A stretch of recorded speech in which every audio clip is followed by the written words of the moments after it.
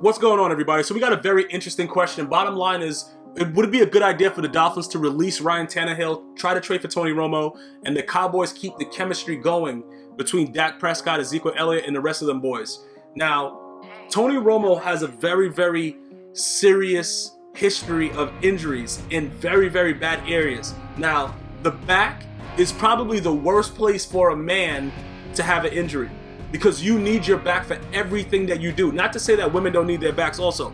You know what I'm saying? I'm just saying, as a man, you can't be walking around with a weak back, because it shows. You know what I'm saying? Like, regardless of what you're doing, and it's more, with the way that just the anatomy is for a male and a female. Yes, it's you always pray to have a strong back for as long as possible, but with a man, it's completely different. It takes away from everything that they do. Sexually, mentally, everything. The back is so important. Tony Romo has been injured all the goddamn time. So the problem is, I don't think at his age that this would be realistic. Would I like to see it happen? The bottom line is, I don't really think that even if Tony Romo went to the Dolphins, that it would be a success. Just because of the fact that, like with the O-line that the Dolphins have, Tony Romo will probably get hit a lot more than when how he's getting hit with the Cowboys. Let's just be honest about that. And he's not very lucky when it comes to being hit. So he would probably be injured before he even got onto the field. His first game, he'd be in the locker room like, yeah, let's go, ow! And then that'll be it for him, because he's injury prone. So him going to if he could be healthy, let's just state the facts. Tony Romo statistically is a very, very good quarterback. The only reason that this issue is coming up is because a lot of people, including myself, can see the potential in Dak Prescott. So what happens is, it's always out with the old, in with the new. No matter what type of thing you're dealing with, it's always that same scenario, especially with the fact that last year the Cowboys couldn't get a win at all with any of the backup quarterbacks.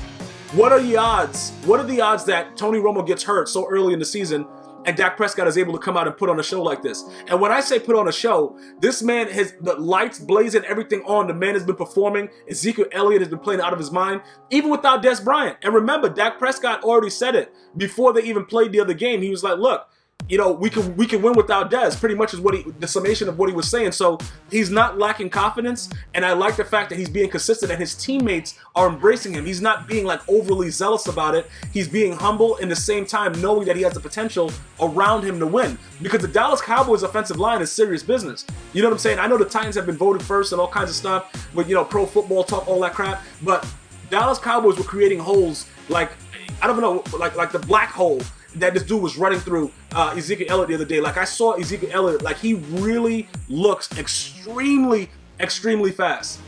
Extremely fast, bro.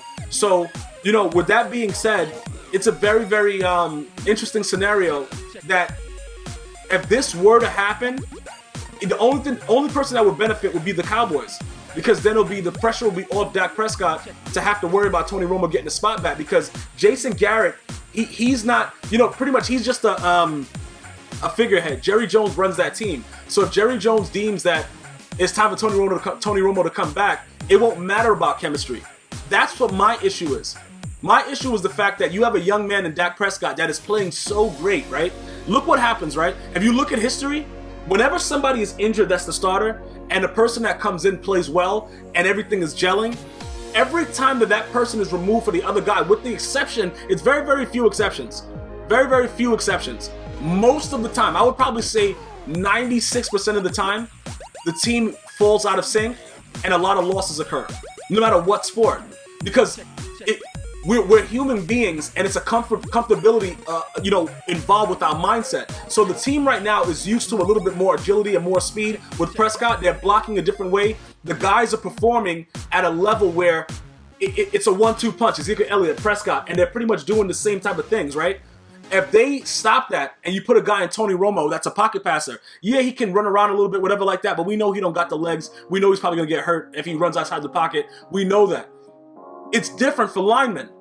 And if any of you guys have actually played football, you would know that. Even if you haven't played football and you watched it, you know the way offensive linemen move around, how they think. It's easier in certain aspects when you have a certain type of quarterback, because you don't have to stay in the same position for a long time, and that helps with momentum. So looking at that fact, Dak Prescott right now with the Cowboys, if you remove him, if Tony Romo was healthy, let's say Tony Romo was healthy week 8, week 9, and the Cowboys are #1 in the NFC East. If you're the head coach and the owner or whatever you are, and you change that chemistry, you're an idiot. Listen, it's very, very simple, a very, very simple scenario to what I'm saying. When you have chemistry and it works, you don't mess with the chemistry. You understand what I'm saying? The chemistry is a very, very volatile thing, especially in real life, whatever. When you start mixing various chemicals together and you have something that works, you don't say, all right, let me just add a little bit of this. Because what's going to happen is your damn thing is going to explode. And that's what would happen to the Cowboys. And keep in mind, this is very, very rare over the last decade for the Cowboys to be doing this well. It's very, very rare, even with Tony Romo, because you have a very, very good 1-2 punch. It's almost too good to be true, and it's like something is going to happen to F it up. And I just don't want it to happen. I'm not a Cowboys fan, but I always root for my players, and to see rookies come out and play like this, it's beautiful. It's beautiful for the league. It's beautiful for those guys that are hustling in college football, even though they're not being paid and all that stuff like that, to know that there's a chance that you could come right out as a rookie and play. This is very, very good for everybody involved. Tony Romo, statistically, is a very, very good quarterback, but I think his time has passed. I think it's time to start to grow with Dak Prescott, because he's going to make his rookie errors eventually, but we know that his upside can be very, very great if you keep him going. You keep coaching him up the same way that it's going. So I would love for the chemistry to remain.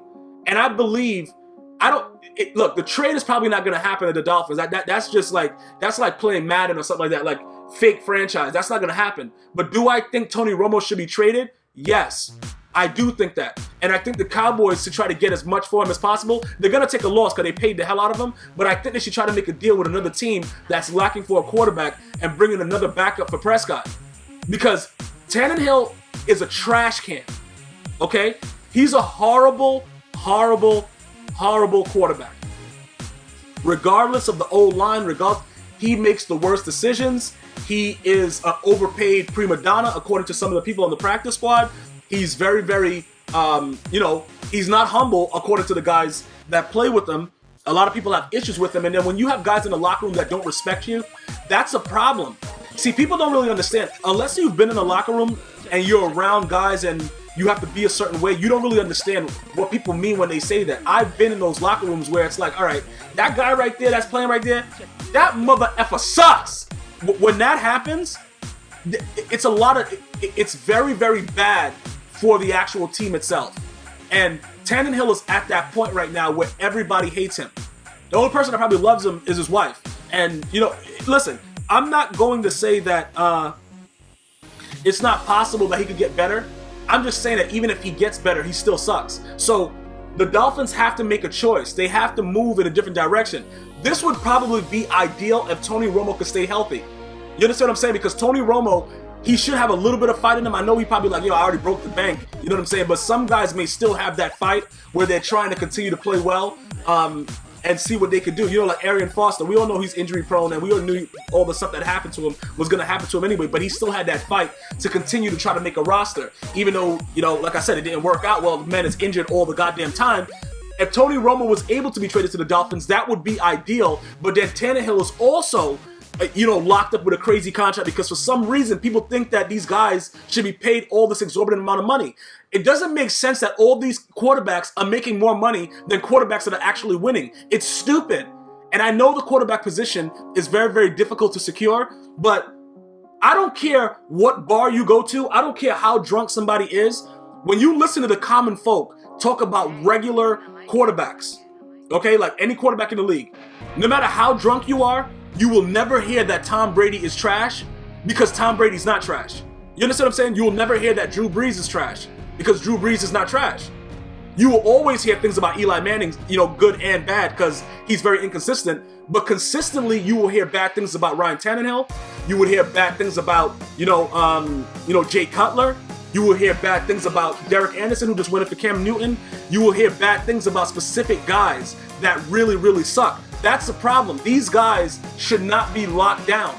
into high, especially Jay Cutler. That GM, did they fire that GM in Chicago yet for that ridiculous contract? Regardless of the fact. But this would be an ideal situation for just Tony Romo to either be traded or they keep Dak Prescott the starter, but which I don't think will happen because they're paying Tony Romo too much. But the bottom line, to make everybody happy, I think that Tannehill should be released and they should eat the money or bench him and put somebody else in his position to help the franchise grow, because he's not the answer. And anyone that is available is better than what he's doing.